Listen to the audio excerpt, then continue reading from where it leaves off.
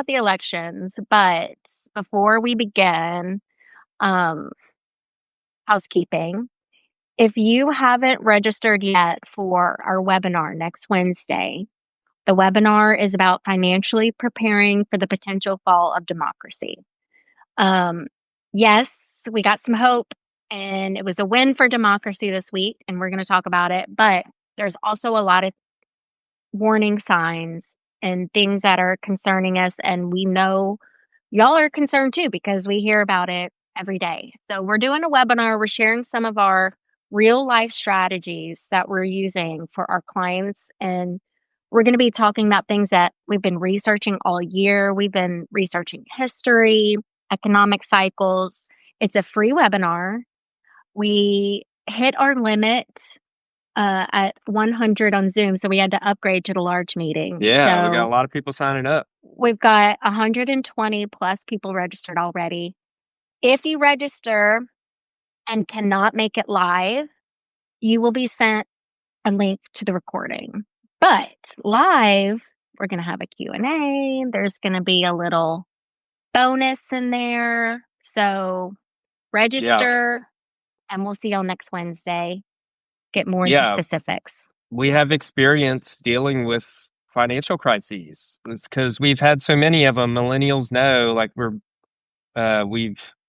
millennials have had so many crises. I mean, going back to for sure 2008, 2009, then the COVID crisis, and I mean Trump's been basically a crisis for 10 years. So lots of stuff that we can talk about, and from our own experience on how to handle it before, during, and after a bad economic event that could be coming soon. Right.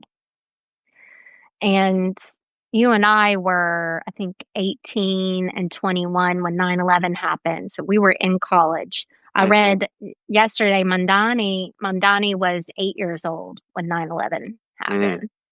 But so let's talk about the elections. We were all anticipating and hoping it would have this turnout, but what a win for, first of all, the matriarchy and for Democrats in general. And our first was not our first. New York has had a socialist mayor before, and they actually memorialized him through airports and roads and everything. But what I love about Mamdani's win is that he's run on one message. The message is affordability, that every American deserves to afford a good life. And the American dream isn't about becoming a billionaire. It's about being able to afford food and groceries for your family, transportation, maintaining a good job and dignity for your life. And that's what he ran on. He did not stutter. He did not ever sway from that main message. And I think Republicans, billionaires, oligarchs, they're scared of that message because they don't want us to know. They don't want us to realize, or they don't want us to stop fighting with each other and realize that we all want the same thing. Yeah, and I would go as far as to say, like, he ran on actually fixing some problems. Like, so much Democrats are always like, well, we just can't do much about it, Yeah, you're things are right. just the way they are, what can we do about housing prices? It's a free market. And it's like, no, there is no free market, first of all. The wealthy and the rich and corporations have rigged the game in so many ways. That's especially with Citizens United. When you have a lot of money, you can rig the system, you can rig the politicians, put them on your payroll. And no, that's not acceptable. We don't have to live that way. And saying that, look, if the market can't fix it, then we're going to fix it. That's throughout American history. We've done that. We've done that going back to the American Revolution and the Civil War and FDR and the New Deal. I mean, we had, we had a period of time in the late 1800s, early 1900s, whenever it was just extreme wealth inequality, and it created a Great Depression. Like, it's gonna affect everybody. And like, this is a way to say, no, we're not gonna allow a Great Depression to happen. We're gonna fix it before it happens. We're gonna have these things that protect people because the market doesn't take care of people at all. And I think that's what the wealthy and the rich are scared about. They want to demonize, call him a socialist, whatever. They did the same thing to FDR. I mean, if you go back and look at all the old footage, I mean, they were constantly calling him a socialist.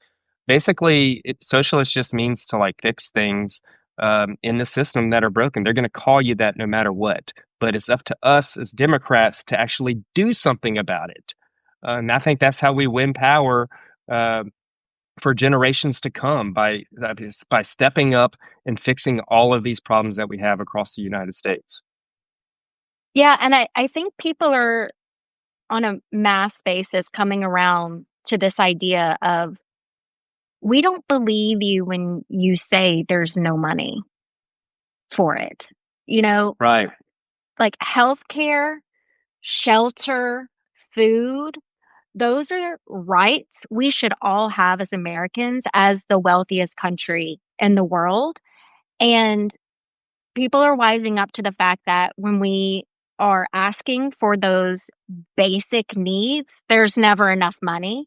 But when it comes to entering wars overseas, um, there's always money. Or when it comes to tax cuts for the wealthy and giving them even more loopholes and tax benefits, there's money for that.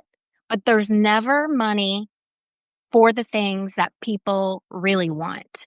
And people are Yes. getting wise to that. People are getting wise. We know there's money. And the Um, audacity and the greed, like you have billions and billions of dollars, more than enough money for yourself and your children and your grandkids and everybody else to live like kings for the rest of their life. And you're scared of like a 2% increase on your income. Like working class people get ups. Like we're getting 2% increases in groceries by the yeah. year. Mhm. And sales tax increases, Mhm. taking away services. I mean, like working class people are getting killed all the time, and then billionaires are going to cry about a 2% increase. It's like, come on, stop being a baby about it. And first of all, it's terrible for the economy to have this extreme wealth inequality. When working class people, like the majority of the United States, the bottom 80%, like if we have more money in our pocket, we spend more, the economy goes more. Mhm. Mhm. Whenever Mhm. billionaires just, if they keep it up, it stays in a bank account. It doesn't go back through the economy. It gets richer and richer and richer. There's like a wealth acceleration effect that they don't work for it at all. Once you make so much money, the money itself grows so fast that you don't do anything. So it's not contributing They to the can't economy in even any way. spend they can't spend it in their lifetime, they can't spend it in their children's lifetime, and they can't spend it in their grandchildren's lifetime. It's just these giant man baby egos trying to compete for who can have the largest net worth, and it means nothing. And like I said, people are wising up to that. They're getting tired, and I think this blue wave is about that. The Yeah, wealth inequality is going mainstream. I think your traditional Republicans and especially your independents, especially, are having enough of it. yeah, I love what Ramit said. I forgot Ramit's last name, but he's been saying it's such bullshit whenever the they always like say that like, oh, we're going to move away from New York, or we're going to move out of California, or we're going to move out of whatever these high tax places are, and they don't. It's a complete BS. They stay there because that's where the economic engine is. That's where their companies is. That's where their family and friends are. It's a little bit more that they pay for the very huge amount of wealth that they have, and they don't want to move to Louisiana because we we have low taxes, but we have no freaking services. Like, you know what I mean? We can Quality barely of even build life. a bridge over here. Yeah, yeah, you pay no taxes over here, but you'll have a lower quality of life, no school, you're dealing with pollution all the time. Like they don't want to move there. So I love how it's like, and they're all now saying, well, because they all threatened that they're going to move if Yeah, Zoran got elected. Now they're like, well, we got we got to we stay. have to stay and You got to stay defend. and protect our beloved New York. Oh, okay, such Sure. liars, such bullshit. Mhm, mhm. Yeah, you do that. You go ahead and stay. And for those leaving, Yeah, let you us got to know stay. about let us know about those listings, he said. I just love that. He's like, "Okay, who's leaving? Yeah, Give me the link. Send me the Zillow exactly. link." And like you said at the top of it, Thank you, Matriarchy. Thank you, women who are voting at just awesome levels, 70, 80, The women, 90% for all of these those the Democrats. percentages for the Democrats and for Hmm. the women. I So thank just you, am women. so proud. We're ready. We're ready. Just hand us the keys. Hand them over. We're ready. And thank you, Gen Z. Gen Z is like showing like, nope, Mm-hmm. we ain't no conservatives. We ain't Republicans, like Yeah. everybody's been painting them to be, Yeah. Republicans have been like doing victory laps nonstop over the past year about how they won over Gen Z. And we're seeing that that's not the case. And even young men, I'm, I'm, I'm feeling a little bit better about the men. They came around. They voted Actually, they voted for higher numbers for like Zoran. You know what I Mm-hmm. mean? Like the more Look, left, that it shows like, hey, Democrats, we have a weakness with men and young white men, but they blew out the numbers for Zoran. So what does that say? I'll tell you what it says. That loneliness epidemic is real. They can't get a date. They can't get any respect. And it's because of your political beliefs a lot of the time. So, Yeah, I mean I think, the I smart think, ones are like, okay, we have a lot of young white men that are gone Trump. I mean, and the women aren't having it. If you're a smart young white man, it'd be like, okay, now you I have think, a lot more options here, you I know? think the guys were sold on this like 50s dream of like the patriarchy and alpha maleness. And they're realizing like what that really means, how it we've seen just in this year, like what that means with policies. They are actually seeing how it's affecting their children, their mothers, their sisters. Um, and I think a lot of people are realizing things, and I think that generation surely has had some aha moments this year, and just realizing that they they were on the wrong side, or maybe they weren't showing up.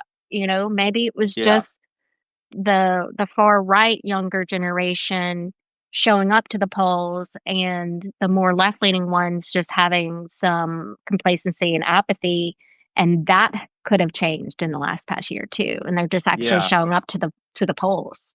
I yeah. mean, And to the young vote. men are impressionable. You know what I mean? I Hmm. remember it took me a while to kind of find my way in college, but from like when I was 18 to 20, like I didn't know much about politics. I was very impressionable, just kind of what our Hmm. parents said or whatever.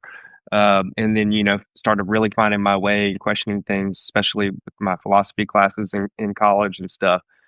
So, I Hmm. mean, we can't give up on the young. They're getting hurt Hmm. too. They've been Hmm. fed about fear that it's women's fault, that it's this fault. That's Hmm. why you're not doing well. And I think they're going to learn, and we're seeing them that that it's a black hole for them if they stay on that track. It's not going to do anything good for them at all. So it's good to Listen, see that we can win them back. the Republicans got to be scared because Mississippi flipped some red seats. Yes, Mississippi?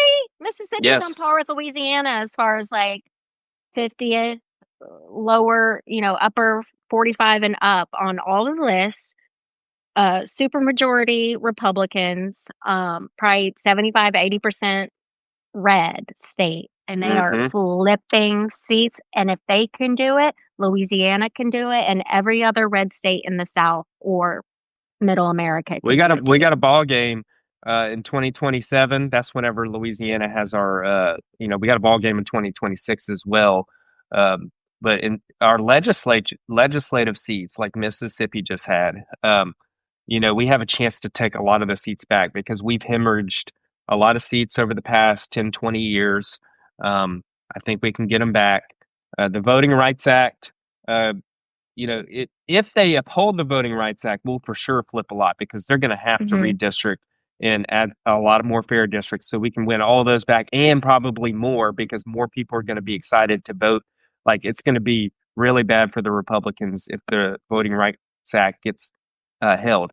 Even if it goes down, they got to be worrying too because they're pissing off a lot of people. So we can Hmm. turn out because we always have to Karma and remember. repercussions. We have to remember. I mean, look at Texas. I mean, Texas is like a 47-53 state. Um, and they just took away a lot of Democratic seats, but they're counting on a lot of those Latinos people that maybe voted for Trump. They're not sticking. You know, a lot of them are changing back, and so they're watering down a lot of Republican seats by taking away those Democratic seats, and Hmm. it could That's right. backfire on them big time. And I hope they're realizing that, especially the congressmen that are in.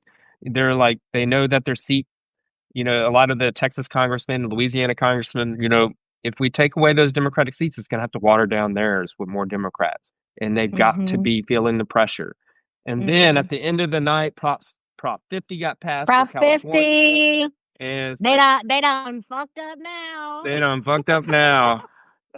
But Gavin Newsom over there, like, I don't know. Oh. We got to be feeling good. And even Trump knows it. Trump's freaking out. Like, and now he's talking about affordability. He's like, next year, we're going to get to affordability, is what he just I said heard that before. yesterday. I feel like I've heard that before. Hmm. Next year. Yeah, Hmm. he's definitely freaking out because all of his plans rely on them keep stealing 2026. Um, so because that's the Congress that certifies the 2028 election, they're going to have so many shenanigans, and it's not good for them to have this wave, this tsunami that's happening already. He's got to be freaking out because he's breaking laws by the day. Um, he better watch out because he's going to be in trouble. He's going to be in trouble. Yeah, I just worry about I always worry about the pendulum swing, even in these small things. So, like, what we're witnessing is the pendulum swing in the other direction towards Democrats. And that Trump pendulum swing is a wild card. So, like, I'm worried that and him and Stephen Miller, the administration, what are they going to double down on? What are they going to go harder on? Because I don't think, because they don't, you can sit here and think logically like, oh, they better rethink these strategies because it's going to backfire. But I don't think that that's how they're going to go. I just think that it could potentially get worse from here. We know that it has to get worse, and that's not necessarily my pessimism talking. That's just my, If Trump was, realist. yeah, I mean, if he was smart, I mean, he could keep power by just like A big saying, if. "Hey, we're going to do an infrastructure plan and ram it through," or we're gonna allow these Medicare. Like he could go kind of Democrat a little bit and preserve his power, but no, he has to go be on a path of vengeance. He has to flood his pockets. He's got to Mhm. rig the game and everything. So I think right now he's probably thinking, oh, maybe I should go back to everything I promised. He's probably thinking about it right now. But as soon as he gets pushback from Democrats in Congress, which hopefully they'll hold the line on that, he's going to go right back to just being vindictive, and it's going to Mhm. be even more unpopular. He's going to do some crazier stuff. I think some more. I mean, as bad as it is, he's going to ramp it up, in my opinion, and the Republicans are going to become more and more unpopular in the coming years and in the last years of his presidency. And he's in the process. I think he already killed the Republican Party, but he's in the process of killing their electoral hopes uh, for years when he's gone. And I'm okay with that part, Mhm. but Yeah. not okay with all the sacrifices that we're going to have to take. I mean, he could bring us in Mhm. a war, Mhm. starving people. I mean, there's so many things that which I knew he would probably do because that's the kind of person he is. What do you think he's going to do with Venezuela?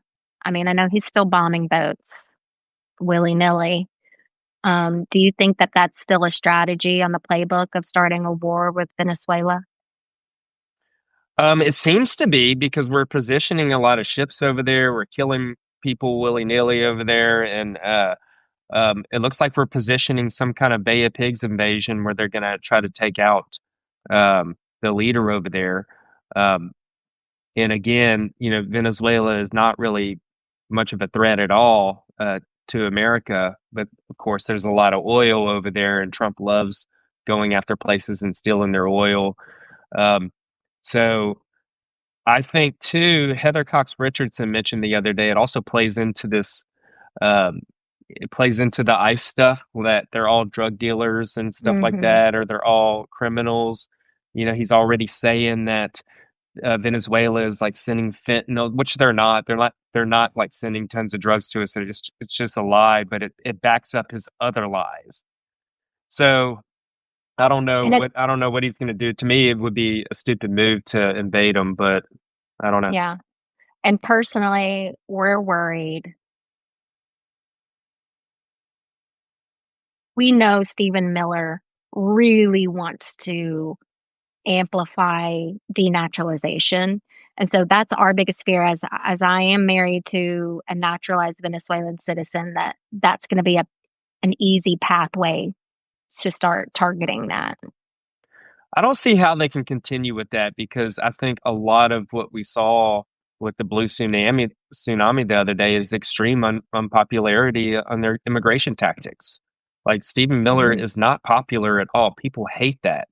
So, Well, he's the cartoon villain. and How do you like denaturalization, get behind that? yeah, I mean, it's against the Constitution. I mean, I'm sure they're going to try things, but I don't know. This was a big blow to them. I really don't know how they're going to be able to move forward with a lot of the crazy stuff they're doing. I think maybe Yeah, I if mean, they do, it's going to keep blowing up on them. did you see they went to a children's daycare this week? Yes, yes. And we're taking US citizens. The children were crying, and Sending also masked saw men that in a daycare. I mean, and also saw ICE driving. They uh, they kidnapped a U.S. citizen who had a baby in the back of the car, and ICE drove off with the baby. Uh, I don't know what they think that they're doing with this. I think that they've just hired a bunch of goons, a bunch of well, yeah, wannabe that's it. These are not trained wannabe people. cops, Yeah, very low skilled, vengeful, racist people who've been given the opportunity to carry a gun and act macho towards the people that they inherently hate. mhm. And it's not going to stand. It's And they're giving disgusting. quotas. Yeah, they're giving Disgusting. quotas to just do it by all means, any means necessary. Um, and those videos, thank God, people are taking these videos Yes, because it's just so horrifying. important.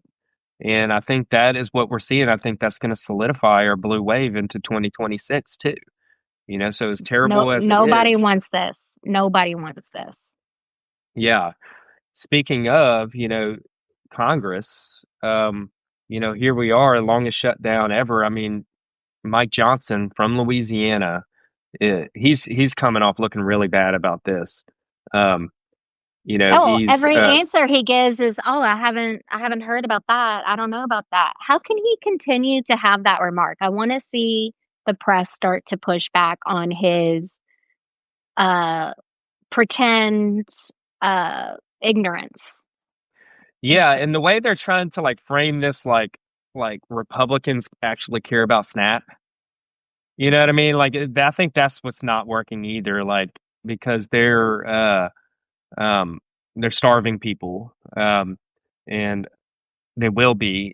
They're already cutting it. Grocery prices are so high. These are a lot. SNAP is in a lot of places that voted for Trump, so a lot of these are their own people that rely Mhm. on this. And to all of a sudden act like Democrats don't care about SNAP. That's what they're trying to do. And I don't think the American people are like processing that. Like they're calling bullshit on it. Like Mhm. Trump and them and these same Republican congressmen like cut SNAP by like billions, like tens of billions or $100 billion. Okay. They cut our our healthcare subsidies. Okay. And there's money in an emergency fund, which Right, we're right, trying right. to get. then Trump was like, no, we can't do that. And then the courts are like, yes, you have to. He's like, no, I'm still not going to do it. Mm-hmm. We tried. Democrats have tried to do a standalone bill to fund SNAP in the Senate. All the there's like 30 Senate Republicans voted against it. They do not want SNAP to happen. They know that Democrats really care about SNAP, and they think that we may back off over that. But it drives me nuts seeing Mike Johnson and Julia Letlow. You know, she's Miss. Just really care about our children. She went to a food bank. You know, the Democrats just need to open the government. You know, it's like, come on, you're so full of shit. You know, y'all did this. Such a Y'all don't care hypocrite. about poor people. Y'all don't care about any of this stuff. You voted for this. Don't sit Mm-hmm. here and blame Democrats for it. And I Mm-hmm. think the American people, thankfully, are calling bullshit on that. Mm-hmm. Mm-hmm. Okay, can we talk about the Marjorie Taylor Green tea? Mm, yes, we can. I mean, I'm here for it. Look, so AOC on election night basically spilled the tea that, hey, guess what? Marjorie Taylor Green is seemingly turning on the Republicans and the administration because supposedly Trump denied her to run for the Senate. Yeah. Is it Senate or uh, For you, yeah, yeah, Senate in Georgia. Senate in Yeah. Georgia? And they Yeah, said, I nope, guess against John Ossoff. she's the first on the chopping block, and she said no. She said, Yeah. no, I will not be on the chopping block and you will pay for this. And so now she's on this tour that she's threatening that just this morning I saw now she's threatening to release the Epstein names, the people who have abused these Thank you, women. Marjorie. Thank you. I mean, again, I'll take it, let's get to that part. Um I hope she has some good bodyguards Calling out because things on the shutdown. I saw her on mhm, Bill Maher the other night. I saw that she went on The View. Um, mhm, she handled some of the questions pretty good. I mean, I think they could yeah, have pushed her more on some of them. You know, she's definitely not on the side of the people on a lot of stuff, but she is coming out mhm. and saying that it's BS about the about Republicans not funding the subsidies, about closing down the government. Um, If you think about Israel, it, she's come around on like Israel, yeah, Epstein files. You know, I'll take yeah, it. so she's actually doing like what we you were talking about, which is like if Trump were smart, he would start Right. talking about some of these popular Democratic stances and Hmm. platforms, and she's actually doing that. So Yeah, is because Marjorie Taylor Republicans Greene like it actually too. Like, smarter than, yeah, right, exactly. It's just in a different package now. hmm So, she is up for reelection. Um, And so I care less about the why behind it, and I care more about people actually changing their tune and doing what's right. yeah, I agree. Yeah, and I mean, I think it'll save her a congressional seat. I don't think she's running for U.S. Senate. Maybe she is. She'll probably have to do that soon. But, yeah, I, I think she's right, be, because I think she's judging what's going on. She's listening to a lot of Republicans that voted for Trump. They We could all say that they voted for this because we heard Trump, saying how corrupt he was going to be and mass deportations and stuff. But like a lot of just people just didn't know, I guess, or didn't think that he would really do that. Yeah. Um, and there's a lot of buyer's remorse out there with Republican Hmm. voters. Um, we even saw with Zoran, they had like MAGA or Trump voters for Zoran. Hmm. That so I think, especially in places like this, they thought he was magically going to fix the economy because he's a business guy, and they're seeing that really he's just stuffing his own pockets and basically leaving everybody else screwed. Yeah. And they Which came is out how voting he for run, him. which is how he run all of his businesses, by the way. Exactly. Well, we knew we were telling them they didn't Yeah. listen to us. Mm-mm. But now they're seeing like and I think they're questioning even the Republican Party altogether because they've seen it change, became the MAGA party, and we're finding out that the Republican Party is nothing but a stuff Trump's pockets party. I think everybody's seeing that now, and a party of fascism and fear. Racism, It's not fear. helping. Yeah, so I think things are changing. Marjorie Taylor Green knows that. She's smart enough to know that and to have a little bit of courage to stand up to Trump about it. But all the rest of the Republicans are so feckless. I mean, they just fall in And let me line. just also They forget point to out, blow Trump right off the cliff. Marjorie is a woman. And I see day after day, it's the women. The women on both sides are the ones that are on the front lines that are actually taking a stand and challenging Trump. It's always the women on the front lines. So Yeah. I hope she continues. We're all obviously confused by it, but we're also hoping she puts her money where her mouth is. Let's talk a little bit Okay. about Louisiana here. Yeah. Jeff Landry is fucking up everything in Louisiana, You and don't killing say. LSU. He's killing LSU. So a lot of people are saying, it's not because the big headlines were about like LSU sports. To me, it's more than the LSU sports. He's really trying to kill the institution at LSU, which he never attended LSU. Probably always wanted to, never did, but now he's big bad governor. He thinks he's Huey Long. Did you freeze, Danielle? Hello.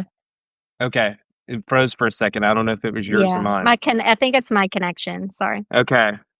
Yeah, I mean, Jeff Landry like literally thinks he's Huey Long, which Huey Long was very progressive. He was corrupt, but he was very left wing progressive and kind of like helped Socialist. build LSU and stuff like that. He's so stupid. Jeff Landry is really bad at politics. I'm realizing that. His approval ratings are like bottoming out. I mean, he's in the 30s. Abysmal. So like Democrats in Louisiana in 2027 with Jeff Landry on the ballot, I think have a really big chance to beat Jeff Landry and gain a lot of seats because he's so bad at politics. But yeah, we were sitting, I think we just hired a president yesterday, but we were without a head coach of LSU, one of the top programs in the country. The athletic director, we probably had the best athletic director in the nation. We had been trying for like years to get Scott Woodward because I used to be into the football recruiting and stuff. I remember how much we wanted Scott Woodward, and it took so long. He's the one that hired Kim Mulkey, and he's a really good at what he does. Fired him, like that pissed off a lot of LSU fans that he's meddling in football, and he acts like he doesn't even know football. Like he's like the way he did his press conference the other day, like he was like saying some things that like made me think that did he just like learn about football like here in the past couple years because he's like I think that's what people are seeing. So he's pissing off Republicans. Most of the LSU football fans, a lot of football fans are right leaning, and he's messing it all up. So I say let him That's do a it. line, and I'll say for Louisiana Republicans, that's a line you do not cross. You do not F with LSU football. You cross the line on LSU football, and you will be dead to them. And he's been doing it he's been making so many mistakes. If you remember, it was last year or the year before, he had what we call the curse of Omar. Do you remember the curse of Omar? I want to bring this up. So the when we were tiger supposed to travel, he wanted poor the tiger. LSU, he wanted Mike the Tiger to travel. I forgot where it was. And whenever like LSU vet staff said like, no, he doesn't travel. We Not can't. safe. He's like went and bought another tiger named Omar from somewhere else. A fake tiger, a fake Mike the Tiger. And like, I think we ended up losing the game. It's like the curse of Omar. Again, him overstepping. And we have the memes of Jeff Landry and as the Tiger King. Like he's just doing some ridiculous things. I do not like LSU being hurt, but he is effing up Republican uh, public opinion in Louisiana. I'm all for that. But he's doing some other terrible things. He's bringing in all the Turning Point stuff. They're promoting, doing all, they bring in Candace Owens and everything to LSU campus. They've been flooding it with a lot of right-wing speakers the last five Wait, years or she so. did go? She did go? She went a few years ago, but Okay.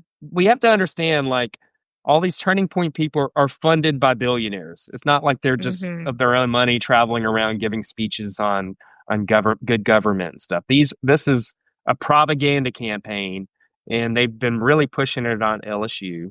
Which is Um, also what Marjorie Taylor Green said on The View, by the way. about what? What'd she She say? said that these far right wing media personalities are funded by the Yes. billionaires and Yeah. company and like Heritage Foundation, et cetera.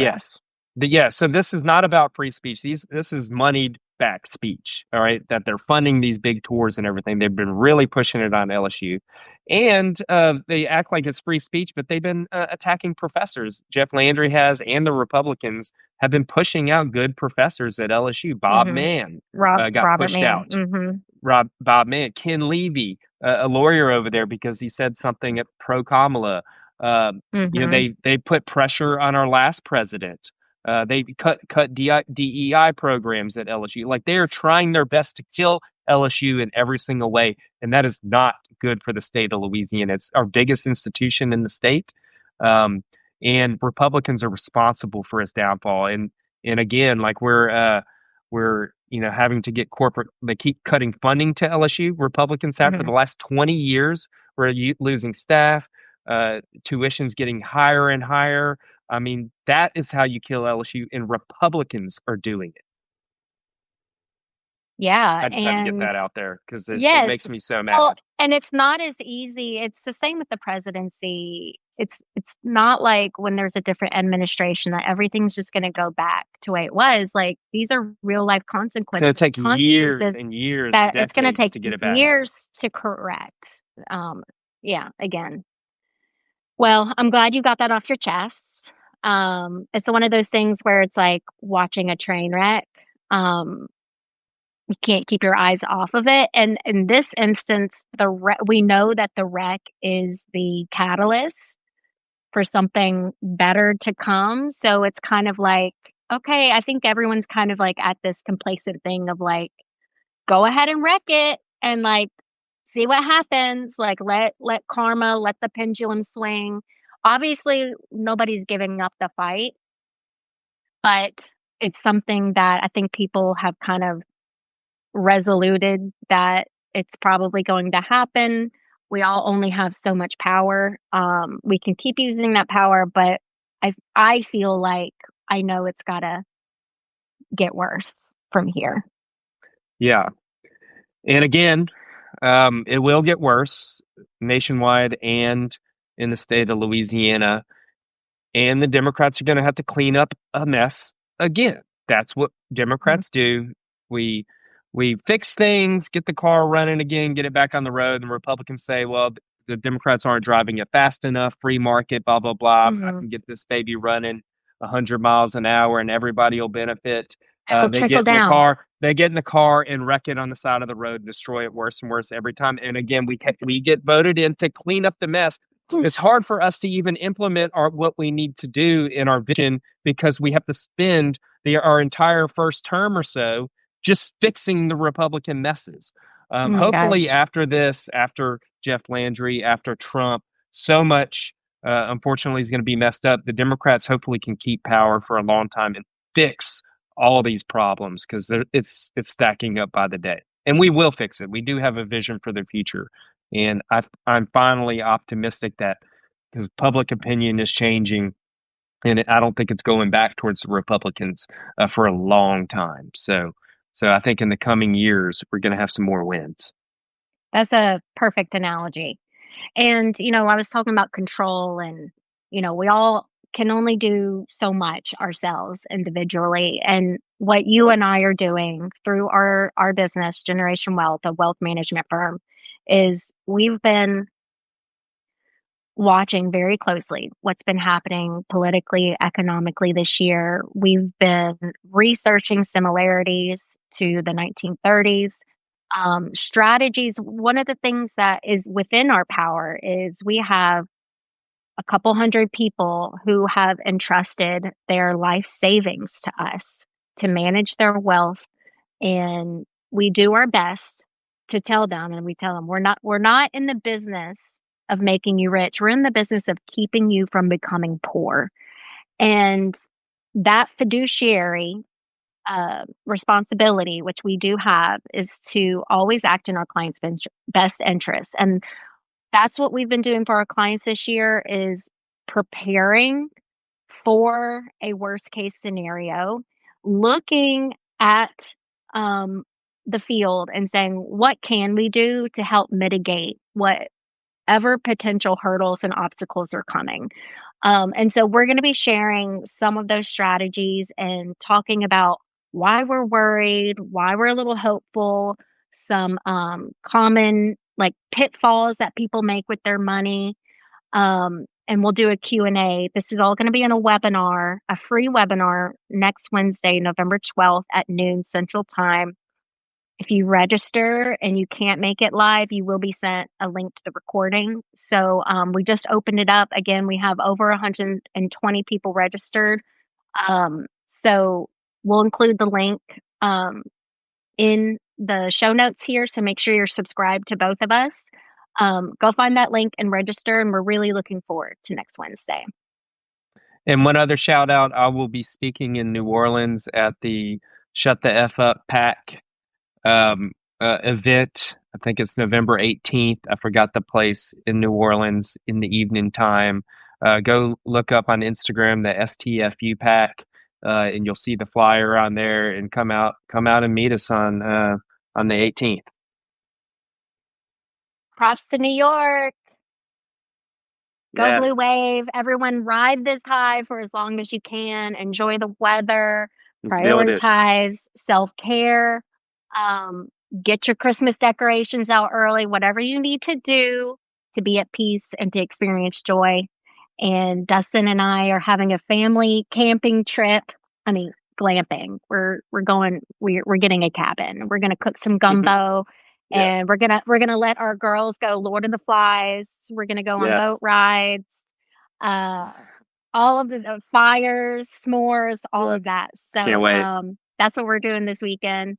So y'all take care, and hopefully next Friday we'll be back. Shouldn't have to reschedule it. I don't know. Next Thursday. I think we need to do next Thursday again because I'm going to be out Friday. Okay, I'm living hour by hour over here, so we'll keep y'all posted. Same. Okay, bye y'all. Thanks for tuning in, and go register for the webinar. See you then. Bye. Bye.